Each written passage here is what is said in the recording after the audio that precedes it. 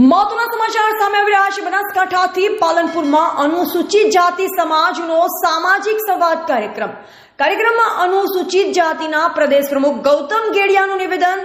આઝાદીના 75મા વર્ષે કોંગ્રેસ એવું કહે છે કે દલિતો તો અમારી વોટ બેંક છે, એના વોટ તો અમારા ખિસ્સામાં પડ્યા છે, અને પછી એવું કહ્યું છે જે વાક્ય સાંભળીને સમાજના દીકરા તરીકે લોહી ઉકળે છે। એ કહે છે કે લાંબુ જવાનું નહીં, આતરા દિવસે જઈશું, 594 આપીશું અને પેલું આપીશું એટલે મત આપી દેશે। આઝાદીના 75મા વર્ષે દલિતો હવે 594 વાળા દલિત નથી। સામાજિક સંવાદ કાર્યક્રમમાં અનુસૂચિત જાતિના પ્રદેશ પ્રમુખ ગૌતમ ગેડિયાનું નિવેદન।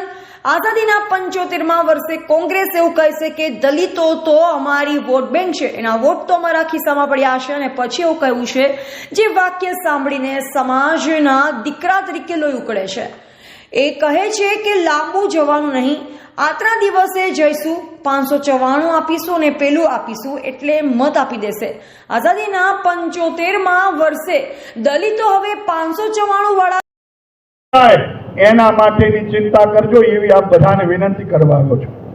આઝાદીના 75 વર્ષ સુધી કોંગ્રેસ એવું કહે કે દલિતો તો અમારી વોટ બેંક છે, એના વોટ તો અમારા ખિસ્સામાં પડ્યા છે, એના વોટ અમારા ખિસ્સામાં પડ્યા છે, અને પછી એવું કહે કે વાક્ય જે છે ને એ સાંભળું છું ને ત્યારે સમાજના દીકરા હોવાના નાતે લોહી ઉકળે છે, અને એ એવું કહે કે બહુ લાંબુ જવાની જરૂર નહીં ભાઈ, આગલા દાડે જઈશું, પાછળ 94 આપશું અને ઓલું આપશું ને એટલે એ લોકો મત આપી દેશે। પાછળ 94 આપશું અને ઓલું આપશું એટલે મત આપી દેશે।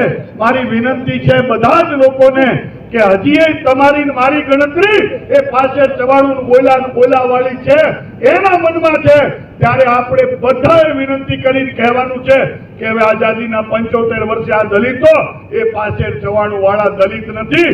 મારા બાબા સાહેબને આપેલા સન્માનની સાથે મારો મત હોવો જોઈએ, અમારા વિકાસની સાથે એ મારો મત હોવો જોઈએ, એ ભાવના સાથે આ બધા મતદાન કરાવી અને વિજય બનાવો એવી આપ બધાને અપેક્ષા।